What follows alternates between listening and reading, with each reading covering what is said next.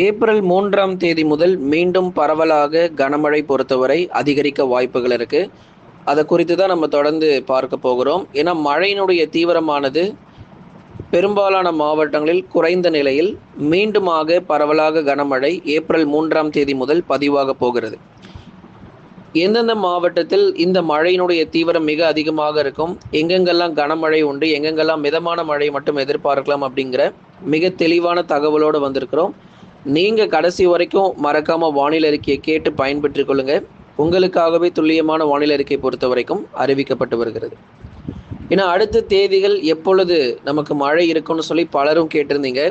ஏன்னா கடந்த முறை நம்ம சொல்லியிருந்தோம் மார்ச் 18லேருந்து 23 வரைக்கும் உங்களுக்கு மழை இருக்கும், அதுக்கப்புறம் மழை படிப்படியாக குறைஞ்சிரும் அப்படின்னு சொல்லியிருந்தோம். இப்போ அடுத்த தேதிகளுக்குள்ள நம்ம வந்திருக்கிறோம். ஏப்ரல் 3ஆம் தேதியிலிருந்து மறுபடியும் ஒரு தீவிரமான மழை வாய்ப்புகள் தமிழகத்தில் பதிவாகக்கூடும். ஆகவே அப்போ மார்ச் இறுதி வரைக்கும் மழை கிடையாதா அப்படின்னா கண்டிப்பா இல்லை. அடுத்து வரக்கூடிய மார்ச் முடிகிற வரைக்கும் பெரும்பாலான மாவட்டங்களில் கனமழை இல்லாத ஒரு சூழ்நிலை, மழை பொழிவே நம்ம அதிகமாக பார்க்க முடியாது. அப்படியே மழை வந்தாலும் ஒரு லேசான மழை, மிதமான மழை மேற்கு தொடர்ச்சி மலையொட்டிய மாவட்டத்தில் பதிவாகுமே தவிர மற்ற இடங்களில் அதிகமாக நம்ம எதிர்பார்க்க முடியாது. அப்போ நிறைய மாவட்டங்களில் கனமழை வரணும் அப்படின்னா அப்போ எந்த தேதிகளில் தான் அப்போ வரக்கூடும் அப்படின்னு சொல்லி நிறைய பேர் கேட்டிருந்ததுனால இப்போ உங்களுக்கு நம்ம டேட் அனௌன்ஸ்மெண்ட்டும் கொடுத்துருக்குறோம்.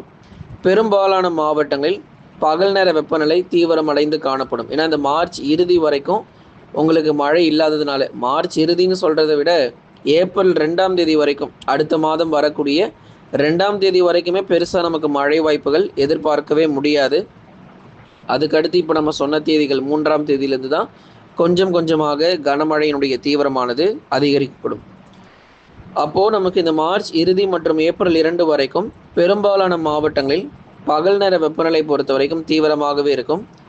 37 டிகிரி செல்சியஸ் வரைக்கும் அதிகபட்சமாக எதிர்பார்க்கலாம். ஒரு சில மாவட்டத்தில் வரும் நாட்களில் 38 டிகிரி செல்சியஸ் வரைக்கும் பதிவாகக்கூடும். ஏப்ரல் மாதங்கள் வந்ததுக்கு அப்புறமா 40 டிகிரி செல்சியஸ் பதிவாகிறதுலையும் எந்த மாற்றமும் இல்லை. ஏன்னா இந்த மார்ச் வரைக்கும் தான் 37 38 வரைக்கும் அதிகபட்சமாக இருக்கும். அதுக்கப்புறம் ஏப்ரல் மாதங்கள் வந்தாச்சு அப்படின்னா பகல் நேர வெப்பநிலை மேலும் தீவிரமடைந்து 40 டிகிரி செல்சியஸ் வரைக்கும் பதிவாகும் நண்பர்களே. அதனால் ஏப்ரல் 3ஆம் தேதி முதல் மேற்கு தொடர்ச்சி மலையொட்டிய மாவட்டங்கள், அதுதான் நம்ம சொல்லியிருந்தோம், மேற்கு தொடர்ச்சி மற்றும் வட தமிழகம் இருக்கக்கூடிய பெரும்பாலான மாவட்டங்களில் கனமழை பொறுத்த வரைக்கும், அதாவது வட தமிழகம் மற்றும் மேற்கு தொடர்ச்சி 2 பகுதிகளுக்குமே நமக்கு மழை வர வாய்ப்பு இருக்குது. அதில் குறிப்பாக வட தமிழகத்தில் உள் மாவட்டத்தில் வந்து சற்று வலுவான மழை பொழிவுகள் எதிர்பார்க்கலாம். இதில் எந்தெந்த மாவட்டங்கள் அப்படிங்கிற பட்டியல் நம்ம சொல்லிடுறோம். முதலாவதாக நீலகிரி, கோயம்புத்தூர், தேனி, தென்காசி, கன்னியாகுமரி, இந்த 5 மாவட்டங்களிலும் ஏப்ரல் 3ஆம் தேதியிலிருந்து படிப்படியாக மிதமானதுலேருந்து கனமழைன்னு சொல்லி அவ்வப்போது பதிவாக ஆரம்பிக்கும். ரொம்ப தீவிரமான மழை இல்லை, ஓரளவுக்கு மிதமானதுலேருந்து கனமழை தான். அதுக்கப்புறம் அதே ஏப்ரல் 3ஆம் தேதியிலிருந்து உள் மாவட்டங்கள், வட தமிழ்நாட்டில் இருக்கக்கூடிய உள் மாவட்ட பகுதிகள் சேலம், நாமக்கல், கரூர், திருப்பூர், ஈரோடு, கிருஷ்ணகிரி, தருமபுரி போன்ற உள் மாவட்டங்களில் நமக்கு பரவலாக மிதமான மழையும் சில இடத்தில் மட்டும் ஆங்காங்கே கனமழையுமாக பதிவாக ஆரம்பிக்கும். அப்போது தென் மாவட்டத்தில் மழை கிடையாதா அப்படின்னா தென் மாவட்டத்தில் பெரிதளவில் நமக்கு மழை தீவிரம் இதுக்கப்புறம் இல்லை. அடுத்து வரக்கூடிய இந்த ஏப்ரல் முதல் வாரத்திலையும் திருநெல்வேலியினுடைய மேற்கு பகுதி, அதுக்கப்புறம் விருதுநகர் மாவட்டத்தினுடைய மேற்கு பகுதி, இந்த இடத்துல வேணால் ஒரு லேசானதுலேருந்து மிதமான மழை வரலாமே தவிர அது அந்த மாவட்டத்தினுடைய பகுதியான மழை பொழிவாக இருக்கும். தென் மாவட்டத்தில் வந்து ஏப்ரல் முதல் வாரத்தில் வந்து அந்த மாவட்டங்களுடைய பகுதியாக ஏதாச்சும் சில இடத்துல மட்டும் மிதமான மழையானது எதிர்பார்க்கலாம். மற்றபடி கனமழை மற்றும் மிக கனமழை தென் மாவட்டத்தில் வாய்ப்பு இல்லை. மதுரை முதல் விருதுநகர், தூத்துக்குடி, திருநெல்வேலி வரைக்கும் அதிகபட்சமாக நமக்கு அந்த மேற்கு பகுதிகள், இப்போ உதாரணமாக திருநெல்வேலி மாவட்டங்கள் எடுத்துக்கிட்டோன்னா ஆலங்குளம், அம்பாசமுத்திரம், இது போன்ற தென்காசி போகிற வழிகளில் பரவலாக மிதமான மழை கிடச்சிருக்கும். அடுத்ததாக உதாரணமாக இப்போ விருதுநகர் மாவட்டங்கள் எடுத்துக்கிட்டோம் அப்படின்னா ஏப்ரல் 3ஆம் தேதியிலிருந்து விருதுநகருடைய மேற்கு பகுதி ராஜபாளையம், ஸ்ரீவில்லிபுத்தூரில் மட்டும் மழை கிடச்சிருக்கும். மற்றபடி மற்ற இடங்களில் பார்த்தா மழை பெய்திருக்காது. ஆகவே இப்படிப்பட்ட ஒரு சூழ்நிலை, அந்த மேற்கு தொடர்ச்சி மலை ஒட்டி இருக்கக்கூடிய அந்த இடங்களுக்கு மட்டும் பரவலாக நமக்கு மழை வாய்ப்புகள் தொடர்ந்து இருக்கும். மற்றபடி மதுரை, திண்டுக்கல், சிவகங்கை, ராமநாதபுரத்துலலாம் மழை ரொம்ப குறைவா இருக்கு. உங்களுக்கு நம்ம எப்போ மழை தீவிரமாகிறது அப்படிங்கிற தேதிகள் நம்ம அறிவிக்கிறோம்.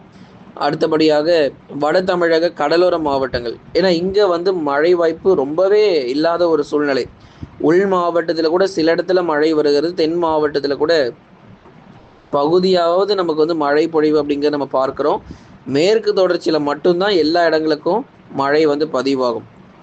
மேற்கு தொடர்ச்சி மலையொட்டிய மாவட்டங்கள் நீலகிரியிலிருந்து கன்னியாகுமரி வரை இருக்கக்கூடிய பகுதிகள் தான் எல்லா இடங்களுக்குமே கனமழை வந்து பதிவாகும். ஆனால் இந்த வட தமிழக கடலோர மாவட்டங்கள்லாம் எடுத்துக்கிட்டோம்னா மழை வாய்ப்பு ரொம்பவே குறைவான ஒரு சூழ்நிலை.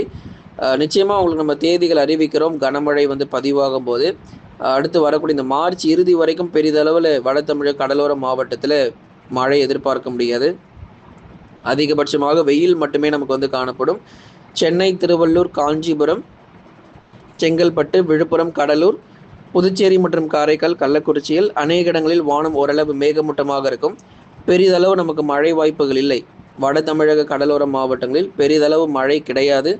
அநேக இடங்களில் வானம் ஓரளவு மேகமூட்டமாகவே காணப்படும்.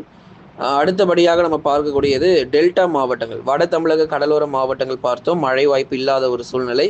டெல்டா மாவட்டங்கள் தஞ்சை, நாகை, திருவாரூர், அரியலூர், பெரம்பலூர், மயிலாடுதுறை, திருச்சி, புதுக்கோட்டை உள்ளிட்ட டெல்டா மாவட்டங்களில் பெரும்பாலான பகுதிகளில் மழை கிடையாது. வெயில் மட்டுமே பகல் நேரங்களில் தீவிரமடைய போகுது. இதுவரைக்கும் 35 முதல் 36.5 டிகிரி செல்சியஸ் வரைக்கும் வெப்பநிலை பதிவான நிலையில் இன்னும் படிப்படியாக 37 முதல் 38 டிகிரி செல்சியஸ் வரைக்கும் வெப்பம் பதிவாகி அதுக்கப்புறம் ஏப்ரல் மாதங்கள்லாம் வரும்போது உங்களுக்கு வெயிலின் தாக்கம் மேலும் தீவிரமடைய வாய்ப்புகள் ரொம்பவே அதிகம். ஆனால் டெல்டா மாவட்டங்கள் அதிக மழை எதிர்பார்க்க வேண்டாம். மழை தீவிரம் ரொம்பவே குறைவு. 98% நமக்கு மழை வாய்ப்பு இல்லாத ஒரு சூழ்நிலை. அதே போலதான் வட தமிழக கடலோர மாவட்டத்துக்கும். அடுத்து வரக்கூடிய இந்த மே மாதத்தில் தென்மேற்கு பருவமழை தொடங்கும் போதுதான் 80 முதல் 90% வரைக்கும் தமிழ்நாட்டில் பரவலாக அந்த கனமழைங்கிறதே பதிவாகவே ஆரம்பிக்கும். தென்மேற்கு பருவமழை தொடங்கிறதுக்கு முன்பதாக வரைக்கும் அங்கொன்றும் இங்கொன்றுமாக 5 மாவட்டங்கள் 10 மாவட்டங்கள் சொல்லி இப்படிதான் நமக்கு பகுதியா வந்து பதிவாகிட்டே இருக்குமே தவிர ஒரு நிறைய இடத்துல ஒரு 25 மாவட்டங்கள் 30 மாவட்டங்கள் அப்படி நமக்கு கனமழை வந்து தென்மேற்கு பருவமழை தொடங்கிய பிறகுதான் அது வந்து தீவிரமடையும். அடுத்த மாதத்துல தென்மேற்கு பருவமழையானது தொடங்கிவிடும். அது வரைக்கும் வெயிலுடைய தாக்கம் சற்று கொடுமையாகவே இருக்கும். அதாவது மே மாதத்தில் தான் தென்மேற்கு பருவமழை தொடங்கும். ஏப்ரல்ல கிடையாது. மே மாதத்துல தென்மேற்கு பருவமழை தொடங்குவதற்கான சாதகமான சூழ்நிலை இருக்கு. அது வரைக்கும் அப்போ மழை பெய்யாதானா மழை கண்டிப்பாக இருக்கும். பகுதியாக இருக்கும். சில இடத்துல மட்டும் மழை பதிவாகும், சில இடத்துல மழை பெய்யாது. பருவமழை தொடங்கிய பிறகு உங்களுக்கு மாவட்டம் முழுவதுமாகவே கனமழை ரொம்ப தீவிரமாக ஆரம்பிக்கும். அந்த நேரத்துல தான் மேற்கு தொடர்ச்சியில வந்து அதி கனமழை, மிக கனமழைலாம் பதிவாகிறதுக்கான வாய்ப்பு ரொம்ப அதிகம். அப்போ நமக்கு வந்து இந்த சென்னை, திருவள்ளூர் போன்ற பகுதிகளில் கனமழை மட்டும் பதிவாகும். ஆனால் மேற்கு தொடர்ச்சியில் இருக்கக்கூடிய மாவட்டங்களில் மிக கனமழை, அதி கனமழை, ரெட் அலர்ட்ல நம்ம நிறைய பார்க்க போகிறோம். அதனால் கொஞ்சம் பொறுமையாக இருங்க. மே மாதங்கள் தொடங்கட்டும். அந்த தென்மேற்கு பருவமழை தொடங்கிய பிறகு உங்களுக்கு எப்பொழுது மிக கனமழை, அதி கனமழை குறித்த தகவல் நிறைய உங்களுக்கு வெளிவந்துக்கிட்டே இருக்கும். அது வரைக்கும் பகுதியாக ஒரு 5 மாவட்டங்கள் 6 மாவட்டங்கள் மட்டுமே உங்களுக்கு சொல்வதற்கான வாய்ப்பு இருக்கும்னு சொல்லி உங்களுக்கு நம்ம தெரியப்படுத்துகிறோம். அதனால் அவ்வப்போது வரக்கூடிய மழை பொழிவுகள் மற்றும் எந்த தேதியில் அந்த லேசான மழையும் மிதமான மழையும் வரும் அப்படிங்கிறதையும் உங்களுக்கு நம்ம தெளிவுபடுத்தியிருக்கிறோம். நண்பர்களே, நீங்கள் மறக்காமல் ஒரு லைக் போடுங்க, சப்ஸ்கிரைப் பண்ணி தொடர்ந்து சப்போர்ட் பண்ணுங்கள்.